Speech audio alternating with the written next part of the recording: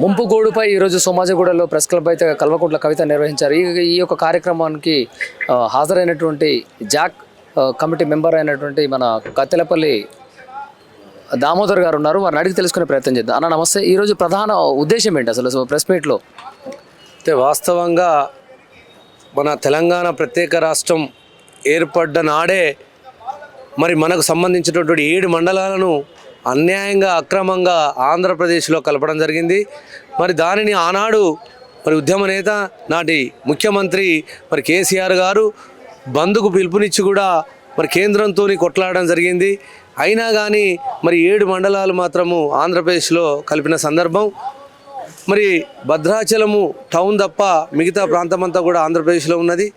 అయితే ఈ యొక్క 7 మండలాలలో 136 గ్రామాల విషయంలో 5 గ్రామాలు మాత్రము మరి నేటి ఈ యొక్క రౌండ్ టేబుల్ సమావేశాల్లో ఈ 5 గ్రామాలకు సంబంధించినటువంటి విషయంలో ప్రధానంగా మరి చర్చించుకోవడం జరిగింది. మరి ఈ యొక్క 5 గ్రామాల్లో ఉన్నటువంటి వారు ఆంధ్రప్రదేశ్ రాష్ట్రంలో ఉన్నారు. వాళ్ళు చదువుకునేది తెలంగాణ ప్రాంతంలో వాళ్ళ ఒక విద్యాభ్యాసం కొనసాగుతుంది. మరి రేపు ఉద్యోగ అవకాశాల పట్ల మరి వారు ఏ విధంగా ఉద్యోగ అవకాశాలు వాళ్ళు తీసుకోవాలి అంటే చదివేది తెలంగాణలో, ఉద్యోగం అప్లికేషన్ పెట్టుకోవాల్సింది ఆంధ్రప్రదేశ్లో. ఈ విధంగా వారు 5 గ్రామాల ప్రజలు ముక్త కంఠంతో మీ ఎట్టి పరిస్థితులు ఆంధ్రప్రదేశ్లో ఉండము, తెలంగాణ ప్రాంతంలోనే మమ్మల్ని కలపాలి.